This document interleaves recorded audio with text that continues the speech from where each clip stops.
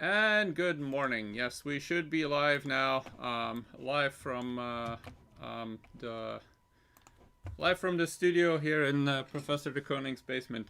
Um, give me a thumbs up if you can hear me, so I know everything's working fine. Okay, there we go. Perfect.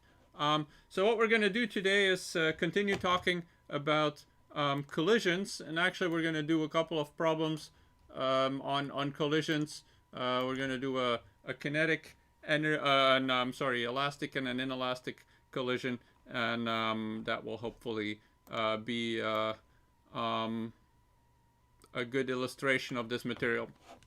So just as a reminder, we introduced last time two concepts. We already introduced that on Monday. We introduced the conservation of linear momentum.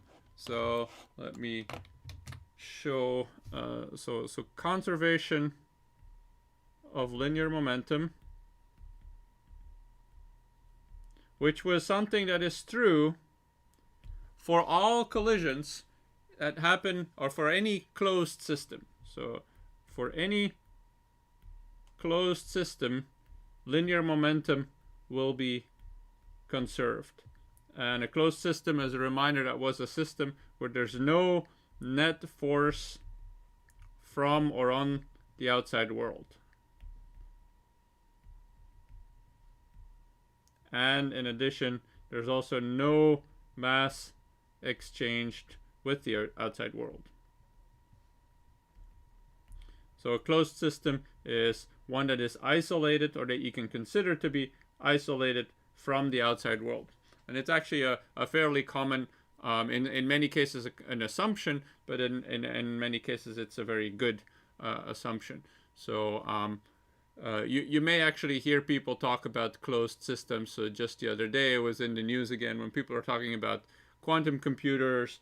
One problem with a quantum computer, which is a technological problem, is that you want the quantum computer to be a closed system in itself. It should not be interacting with the outside world. There shouldn't be any net forces, which in that case is interactions between the atoms or the molecules or whatever system you use for the quantum computer. So you don't want any interactions with the outside world. You don't want to exchange any mass with the outside world. It has to behave entirely on its own. And so naturally, it will be a closed system in that case. So I just want to confirm. Can you hear me? I see someone who doesn't have sound. Give me a thumbs up if you can hear me. Okay. I guess you can hear me, so that's good. So Sarah, if you have any difficulties hearing this, do rest assured the recording is going, so you'll be able to listen to it afterwards. But it seems like it might be a technical problem on your end, or maybe in the connection. So conservation of linear momentum, if we write that down mathematically, then of course the total momentum in the initial state will have to be equal to the total momentum in the final state, where the total momentum is defined as the sum over the individual momenta for each of the particles or the components of the system, and therefore also the sum of the momenta for each of the individual components. So someone's asking, is the collision of two asteroids in space a closed system?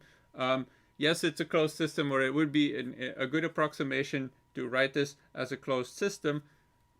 Once again, in physics, it's always about whether the assumptions that we make are a good approximation for the system we're modeling. You might argue that the collision of two asteroids in space is not exactly a closed system, because there are external forces potentially working on that system, and that would be the forces due to the sun and other nearby planets. But those are likely going to be very small, and so it is a good assumption to ignore those, and that means that by good approximation, two asteroids colliding in space are going to be a closed system.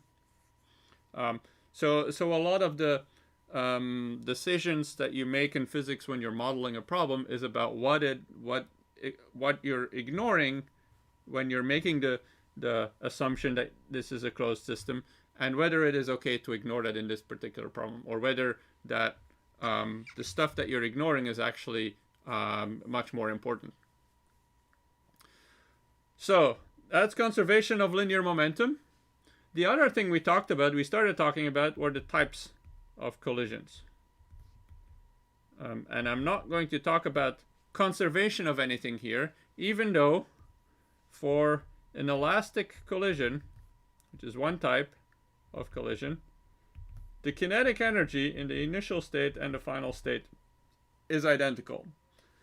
So that's what we define as an elastic collision. That's a collision where there is no change in the kinetic energy, and we know that the change in the kinetic energy is the work done by non-conservative forces. So in this case, or at least the change in the sum of kinetic and potential energy is the work done by non-conservative forces.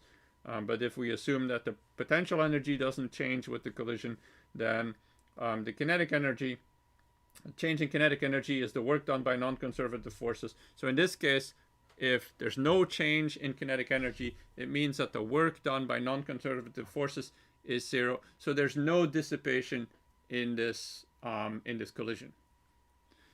An inelastic collision is a collision where, of course, there is energy lost due to dissipative forces, and so the kinetic energy in the final state is going to be less than the kinetic energy in the initial state. So in this case, delta K is negative. The work done by non-conservative forces is negative, so there's energy loss. Something is absorbing that work. There's not work done by external forces, but there's work done against external forces, against non-conservative forces, sorry. As a special case here, a perfectly inelastic collision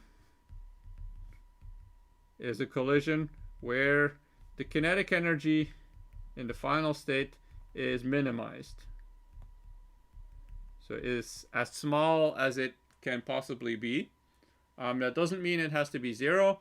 There is, after all, a conservation of momentum still, so there will be some motion in the final state in general if there's motion in the initial state, but we can minimize the final kinetic energy in a perfectly inelastic collision. Typically that will mean that the two objects will stick to each other in the final state. So in a perfectly inelastic collision, the work done by non-conservative WNC, the work done by non-conservative forces is also at least in absolute value is largest. So most energy is absorbed. So those are two types of collisions, and there's one other type of collision that's an explosion. And an explosion we introduced also as talking about that as a one system that goes, or one particle that explodes into multiple particles. The other way to talk about it is that now the kinetic energy in the final state is larger than the kinetic energy in the initial state. So in this case, there is work done that is positive. So, well, actually in this case it's more likely that the work the work by non-conservative forces has nothing to do with that, but it's the change in potential energy. So in this case, we have the initial state potential energy is larger than the final state potential energy, and therefore delta K is equal to minus delta U, and delta U is negative, so this will be positive. So the kinetic energy increases in the final state. So the important part here is that we do not have conservation of kinetic energy. There is no conservation of kinetic energy law. That doesn't exist. That's not a thing. But in some cases, underlined, the kinetic energy can remain constant. And those cases are going to be the cases where we can explicitly say that the work done by non-conservative forces is zero, and in that case the kinetic energy will have to be constant. So anything that bounces off each other where there's no absorption of energy will be an elastic collision, and will have a change of kinetic energy that's zero. So we end up with the same kinetic energy that we started with. Okay. So let's look at a couple of examples. We're now, of course, going to combine these two different expressions, right? Conservation of linear momentum is something that's always valid.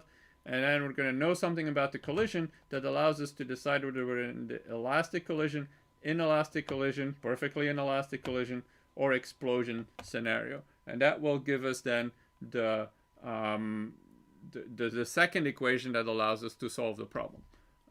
So here, remember importantly that there's no conservation of kinetic energy, but in some cases, the kinetic energy can remain constant.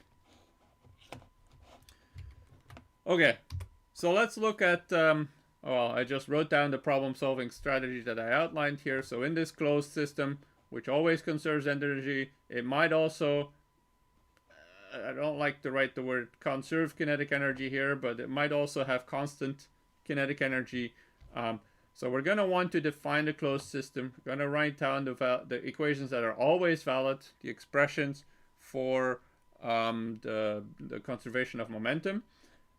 If kinetic energy is conserved, if this is an elastic collision, we're going to write down that kinetic energy is constant. Otherwise, we're going to write down the change in kinetic energy, and that change will have to be the energy that is lost in the collision. And then, of course, we solve this for the unknowns. In the case of in the case of most of these problems, the unknowns will be the final velocities of the particles after, or the objects after they've interacted, after the collision.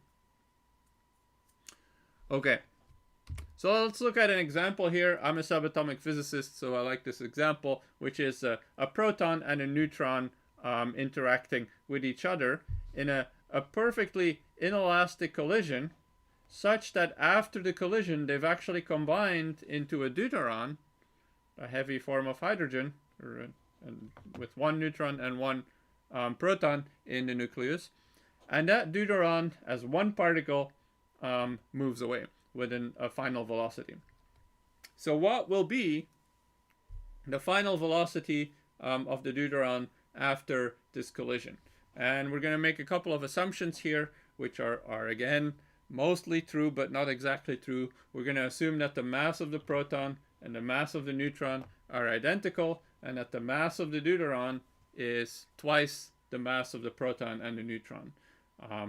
So those are true to 99% or 98%.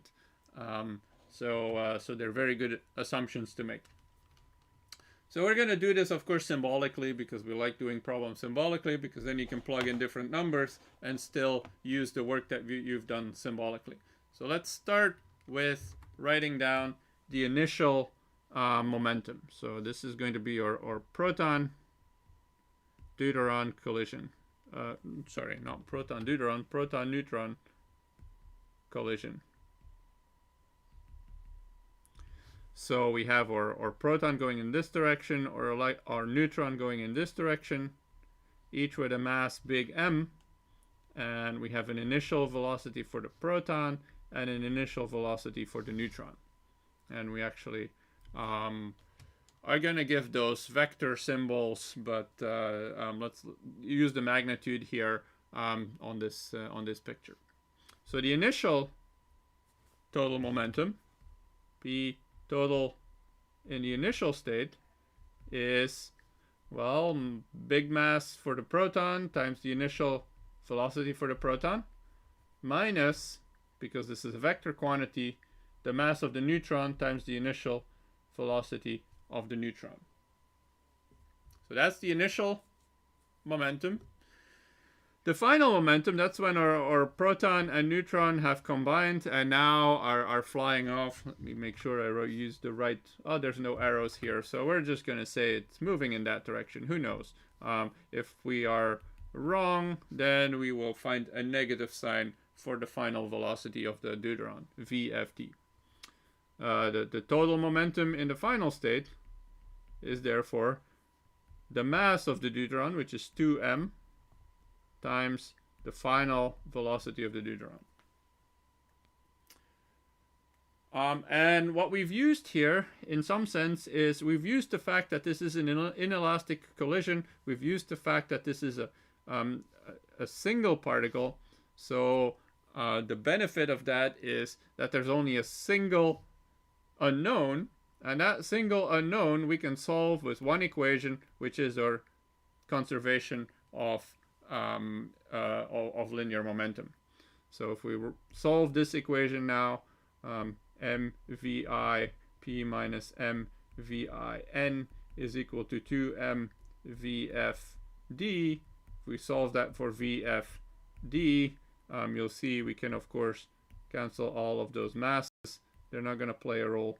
So we have vi p minus vi n over 2.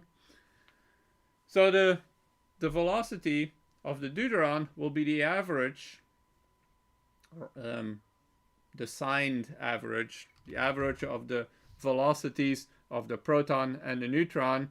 And so what we'll end up, excuse me, what we'll end up with is 7 meters per second for the proton, 7 times 10 to the 6 meters per second. Let me add a 10 to the 6th here at the end. And let me write the meters per second at the end as well. So I get 7 minus 4 over 2, also known as 3 over 2, or 1.5 times 10 to the 6th meters per second. And this is going to be in a positive direction. So our initial direction here is was the correct assumption. If we had picked our VFD in this direction, then we would of course have found different signs here. We would have had a negative sign over there, and that would have resulted ultimately in finding a negative 1.5 times 10 to the 6 meters per second. So that's a simple example of a collision. It's an inelastic collision, and we used momentum conservation to solve this problem. Let's look at a slightly different example. So now we're gonna look at a hockey puck collision. We have one hockey puck that's at rest, a hockey puck that is moving at 2.5 meters per second. It's moving to the left. We're going to assume that these hockey pucks have different masses, and we're going to assume that the collision is elastic, so no kinetic energy is lost. That's a good assumption for hockey pucks, because there's no bounciness, or there's not a lot of bounciness to the hockey puck that would absorb energy, and that would reduce the total kinetic energy in the situation. So the two equations that we can write down are, the first one, again, linear momentum, conservation of linear momentum. And the second one will be now, because this is an elastic collision, the second one will be conservation of kinetic energy. So let's write down those equations. So this is a hockey puck collision.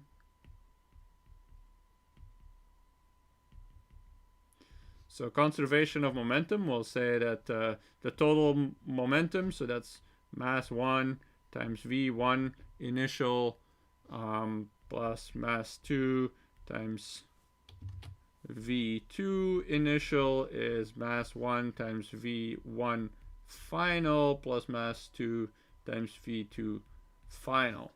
Now we know one other thing, which is that the mass of hockey puck 1 was 0 in the initial state, so we're going to set that to 0.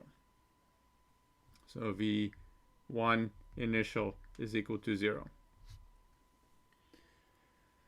So that's our linear momentum conservation. Since it is an elastic collision, we also know that 1/2 m2 v2 initial squared must be equal to 1/2 m1 v1 final squared plus 1/2 v2 v2 final squared.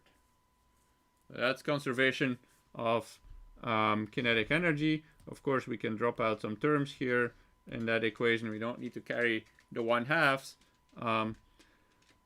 But what we have now is two unknowns, v1 final, v2 final, and two equations. What's going on here? Two equations. So two equations and two unknowns. That is something we can solve. So let's solve those equations. So you might wonder how are we going to solve this? Well, we have squares in the second term, so this doesn't look exactly like a linear system that you might just plug into your calculator and solve by using a matrix inversion, or other ways. So what we're going to do instead is we're going to extract v2f in terms of v1f from the first equation and plug it into the second equation, and then see where we get with that. So we start with v2f in terms of v1f, so that will be v2f is equal to 1 over m2 times m2 v2i minus v1f.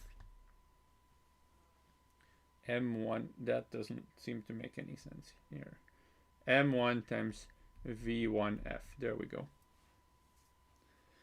And we're actually going to write this as v2 initial minus m1 over m2 v1 final.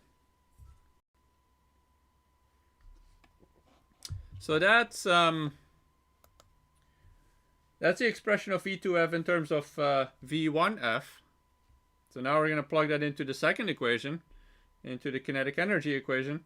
So that will give us that m2 v2 initial squared is m1 v1 final squared plus m2 times v2 final squared. So that's v2 initial minus m1 over m2 v1 final squared.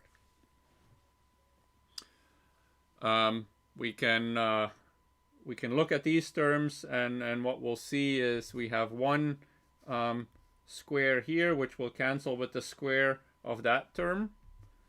So we're going to get 0 is m1 v1 final squared plus m2.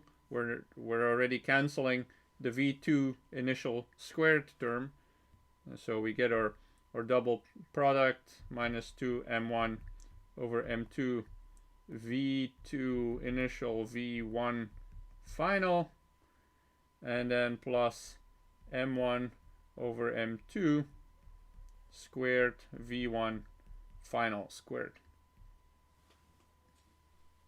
Okay. So how else are we gonna rewrite this? Well, let's see. We have a factor v1 final here. We have a factor v1 final here, and a factor v1 final here. So we're going to cancel all of those factors. Do we have anything else we can cancel here? If we divide all of this by m1, if we divide everything by m2, then we get this over m2, and we'll remove that m2. But then we can drop out one of those factors of m1 over m2 from here and from here. So we're just simplifying the equation here before we proceed. And right now we have v1 final plus, let me get rid of those parentheses now. So it's going to be minus 2 times v2 initial plus m1 over m2 times v1 final And then there we have it, right? Now we have everything that just has v1 final in terms of v2 initial. So we can actually write, we can solve now for v1 final, and we'll find that v1 final is 2 v2 initial divided by 1 minus m1, sorry, 1 plus m1 over m2. Or 2 times m2 v2 initial over m1 plus m2. So that's the solution for the initial, for the final velocity of puck 1. So the final velocity of puck 1, which depends only on the initial velocity of puck 2. And then we can go back to our expression that we derived here for the final velocity for puck 2 in terms of the final velocity for puck 1. So v2 final will be, what was it, v2 initial minus m1 over m2 v1 final. And so we can plug in those numbers there, and you'll find that this is m2 minus m1 over m1 plus m2 times v2 initial. So we've solved the problem. We've got the velocity of the final velocity of puck 1 and the final velocity of puck 2 in terms of the initial velocity of puck 2, and of course it depends on the masses in a way that that is maybe not, wasn't as easy to predict. So we can now look at some limits. So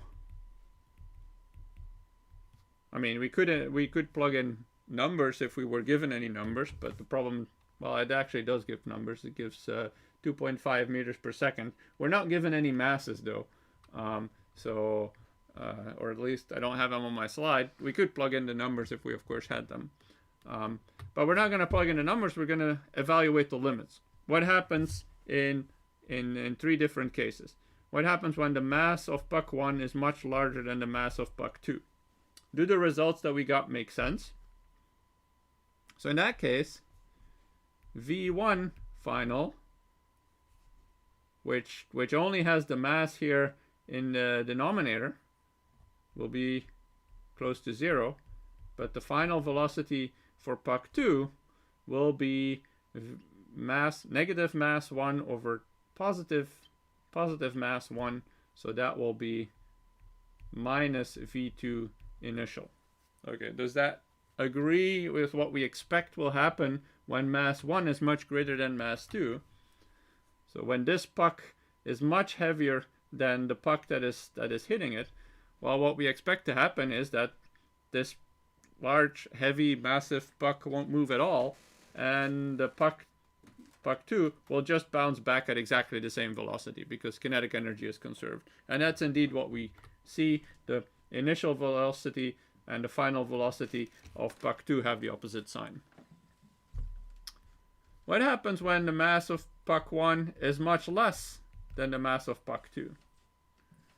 So in this case, m2 is the term that dominates. So the final velocity of puck 2 will be 2 times the initial velocity of puck 1. And the final velocity of puck 2 will be the initial velocity, excuse me, will be the initial velocity of puck 1. So in this case, what we have, and I should put approximate signs there. So does this make sense now? So if mass 1 is much less than mass 2, what will happen is that puck 2 will essentially keep moving at the original velocity because it's only It's barely disturbed by hitting puck 1. So it's moving at your initial velocity. And puck 2, oops, will start to move at a much higher velocity. And how high is it? Well, it's actually twice as high as the velocity of the incoming puck. So if we hit this puck, which is very light, with a velocity of 2.5 meters per second, it will start moving at 5 meters per second, exactly twice the velocity at which it was hit. Why twice? So think about what's happening here from the point of view of the puck that is incoming.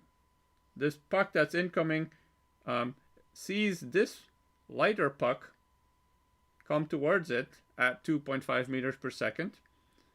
And we're back in the first situation because that puck is very light, bounces off a very heavy puck. So it's moving in at 2.5 meters per second and it will bounce back at 2.5 meters per second relative to puck 2. So it makes sense that that would be twice as large. And then finally, for those of you who play hockey, you know that when you hit pucks, they usually have the same mass. There's no difference in the mass. So looking at the mass 1 and mass 2 being identical is an interesting limit as well in this case. So what we'll have then is that V2 initial will be V1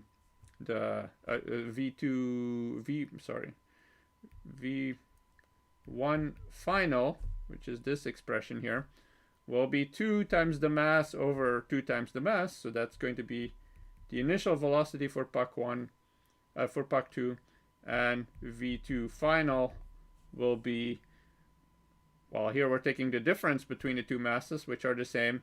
So this will be 0. And again, I guess I could use equal signs because now we actually have an equal sign here between the masses. But what we get in this situation is that the final velocity of puck 2 is 0, and all of the velocity goes to puck 1. And it's moving away at the initial velocity that the incoming puck had. And that's a situation that, even if you haven't seen it in the situation of two hockey pucks colliding, you probably have seen this situation in billiards or so, where when one ball hits the exact same ball, you can have the situation where one of them stops and the other one goes forward with the initial velocity that the incoming ball had. So we've pretty much analyzed everything out of this situation that we're going to get out of it, and so we're probably going to move on from this and look at a different problem. And now we're going to look at one where there's an inelastic collision, which has energy loss. So, but the strategy is going to be the same. Oh, and I don't have the slide for that one. So this last problem, which is probably going to be the last one for today, because it's also a fairly extensive problem. So this is a car crash.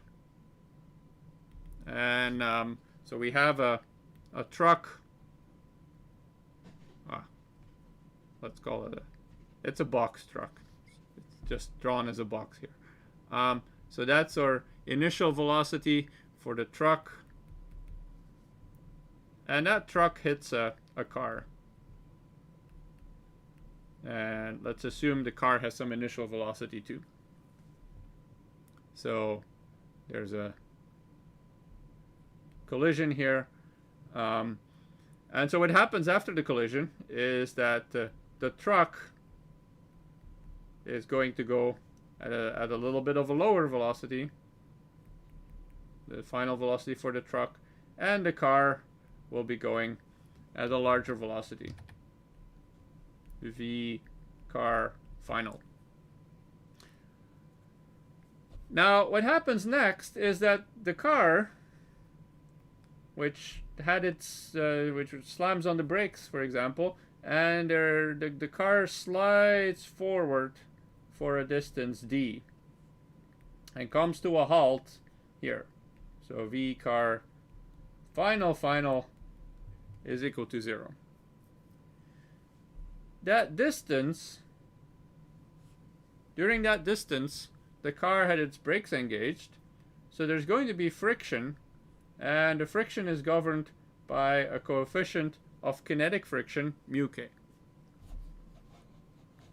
So the question we have now, and the book talks about this as, you know, you've been hired as an investigator, as a physics expert witness, to tell us whether that truck was going too fast when it hit the car.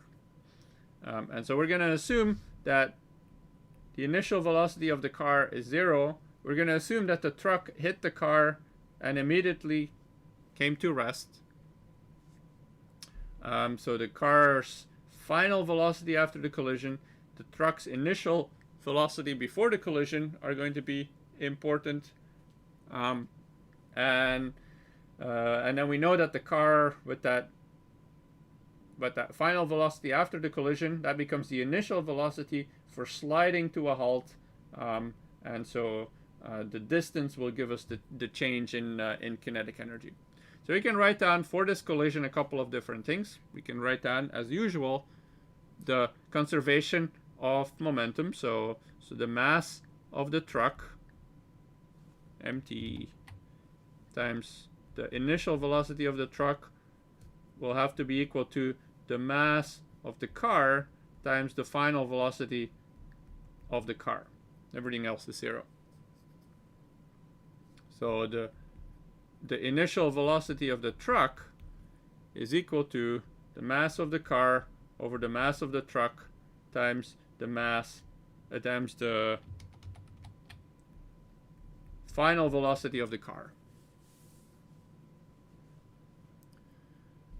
Now, we also know that there's a change in kinetic energy, and there will be a change in kinetic energy. Now we're going to talk about the change in kinetic energy here in this second part, when the car is sliding to a rest. It starts here with a kinetic energy that is 1/2 mass of the car times Vc final squared. And it ends up with a kinetic energy that's equal to 0. The change in kinetic energy here is equal to the work done by non-conservative forces. And the work due to non-conservative forces is those non-conservative forces times the distance as a dot product. Now the distance, the displacement, is going to the right. The force, which is friction, is going to the left. So that will be minus F. I'm going to write this as little f to indicate that this is friction now, times d. And of course we can write down the friction. Friction is mu k times the normal force, and the normal force will be the weight of the car. So mu k times g times m times g. And which m is this? This is the mass of the car times g. So that allows us to calculate the work done by the non-conservative forces, which is this amount times d.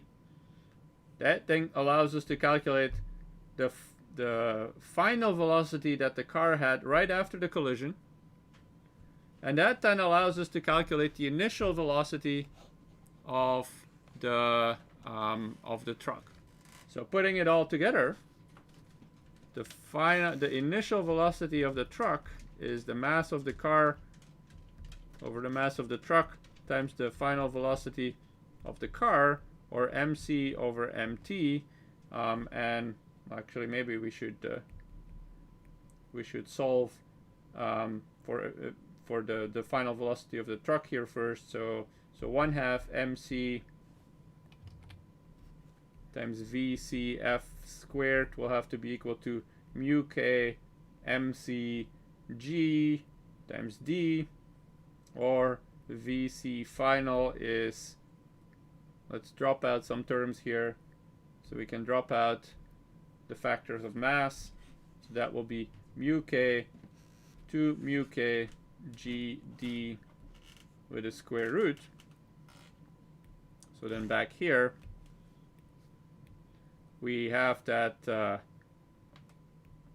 should be a T. So that will be 2 times the coefficient, GD with a square root. So this shows you that with this this collision, using just conservation of momentum in the collision of the truck and the car, and then using energy loss due to the non-conservative force of friction, that allowed us to calculate the initial velocity of the truck just based on the distance that the car slid after the collision. And so that, of course, allows us to then calculate whether someone was driving too fast in getting into that that collision. In particular, this of course would be the case of a car that's waiting at an intersection where the assumption that the initial velocity of the car is 0 is a good assumption. Yeah. Okay. So that's another example of one of those problems, which now combines, of course, some additional information here. We can, of course, do all of these problems in multiple dimensions as well. If we do this in multiple dimensions, now what we're going to have to do is break the different components of momentum in their, or break the momentum up into its different components, and then solve these problems in each component separately. So in multiple dimensions, and let's limit ourselves to 2 or 3 dimensions. In multiple dimensions, or total momentum in X initial will have to be equal to the total momentum in X final, and the same thing for Y and for Z. So we're going to get now 3 equations where we used to get only 2 equations, or 1 equation in the case of one-dimensional motion.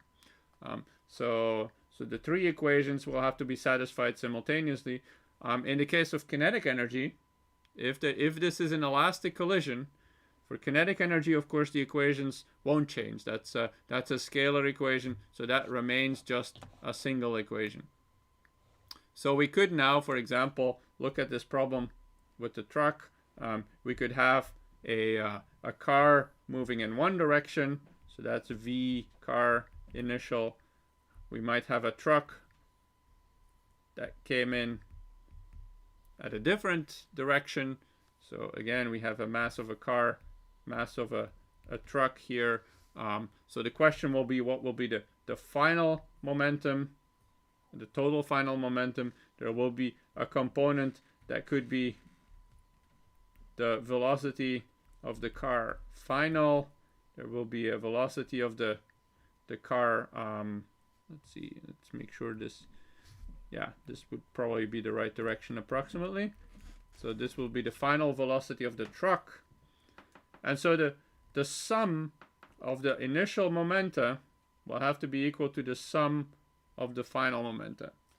And that will have to be satisfied both in the X direction and in the Y direction separately.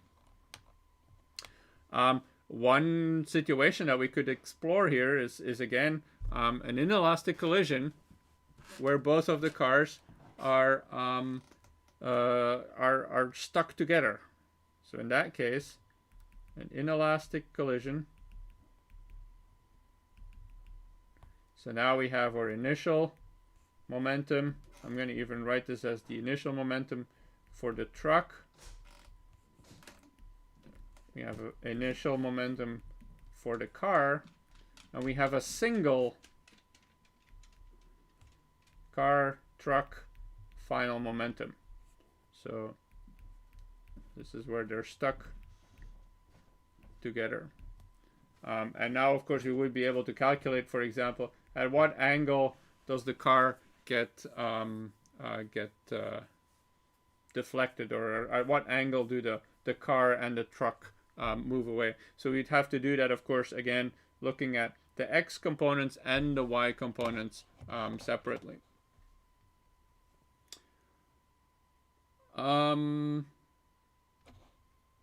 Okay. So this of course will be important. All these collision problems. We could do. I mean, obviously, when you go to 2 or 3 dimensions, the math becomes a little bit harder. And of course, the math already was fairly involved in this, even in this derivation of the system of 2 equations. So certainly for 3 dimensions, that becomes even worse. But there are ways in which you can solve these problems. At least, you know, there's a strategy that you can use to solve these problems. Finally, I do want to spend like 3 minutes talking about the importance of these collisions, in particular because I use those in my research all the time as a subatomic physicist.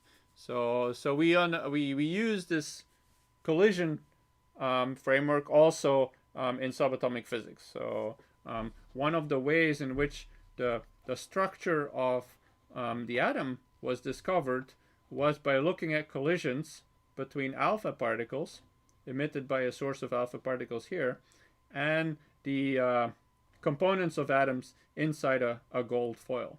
So there's a gold foil here. There's alpha particles that are going towards the gold foil. And so depending on the model that you have for the atom, you may have a different conclusion about the angles at which you expect these particles to be deflected. So one of the models for the atom before this experiment was done by Rutherford and Geiger was that there would be very tiny electrons distributed through a mass of positive matter. Now, if you have very small electrons, it's unlikely to bounce directly off of them. They're very light, so most of what you would see is just the electrons going forward being deflected fairly little. So this is the situation where the hockey puck, a heavy hockey puck, hits a very light hockey puck.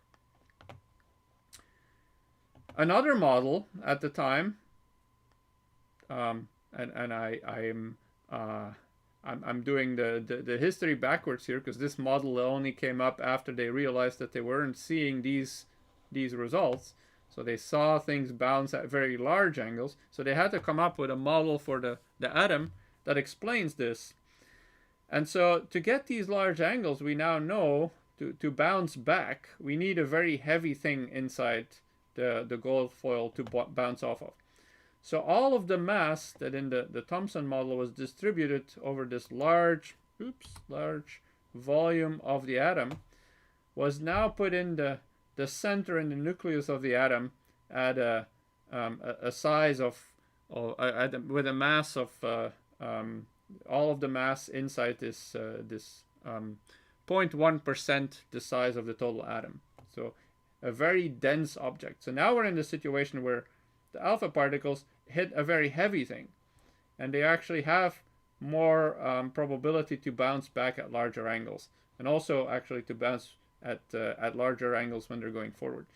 And that explained the observations that they could see. And in a sense, this is of course just conservation of momentum and conservation of energy. And it is actually exactly this kind of hockey puck scenario when the hockey puck is very heavy, hockey puck 1 is very heavy, then you will see that the lighter hockey puck just bounces back. But we need to have that heavy nucleus inside the atom to be able to explain these Rutherford experiments. It's a little bit more subtle than that because obviously there's electric fields that are playing a role there too. These are charged particles, but ultimately it comes down to this: every particle, even when it's a charged particle with electric fields, you can approximate as something that has a size, and then there's a probability of bouncing off of it. So that's it for today. Next time we'll continue talking about collisions in multiple dimensions, center of mass, and then we'll probably close out chapter 9 on Monday. Okay, that's it for today. So have a good weekend, everyone, and talk to you on Monday.